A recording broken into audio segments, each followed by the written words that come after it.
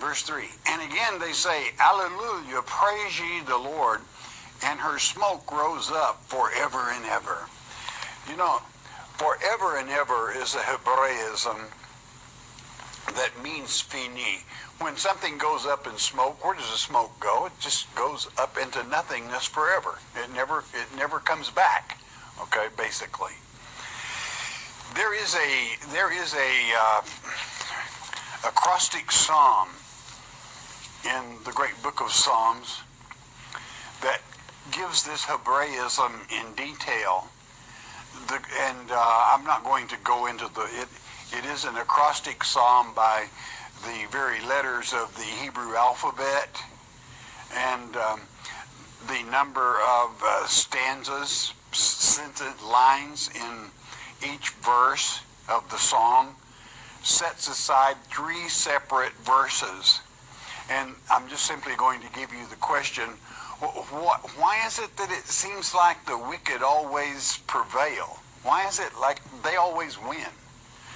And I'm simply going to give you the 7th, the 20th, and the 34th verse because those are the acrostics.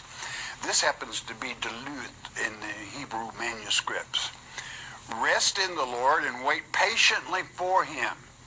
Don't get anxious. Don't jump off the wagon into the lap of Antichrist, okay? Fret not thyself because of him who prospereth in his way.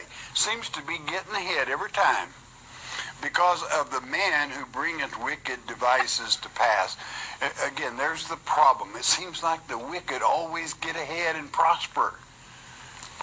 And here's the answer to it. We find it in Kaf in the Hebrew tongue, the letter. But the wicked, verse 20 of the Psalms 37. You with companion Bibles are fortunate. It explains this in detail. But the wicked shall perish.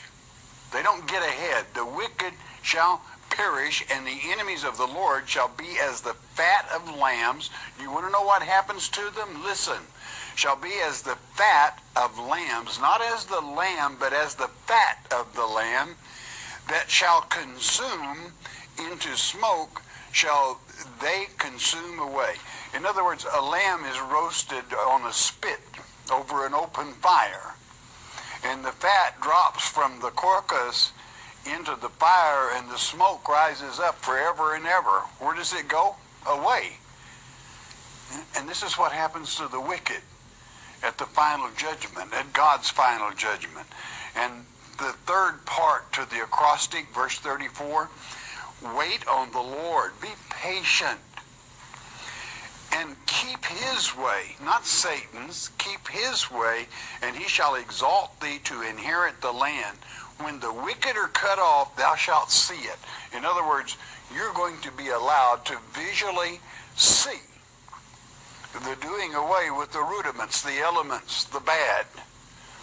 And it is forever and ever. The reason I wanted to go to that extent is so that you don't visualize some open fire with people screaming for an eternity in pain. We don't have a God that likes to see people suffer, okay? He especially doesn't like his election to suffer. So he has a way of simply blotting out. And that was the meaning of forever and ever.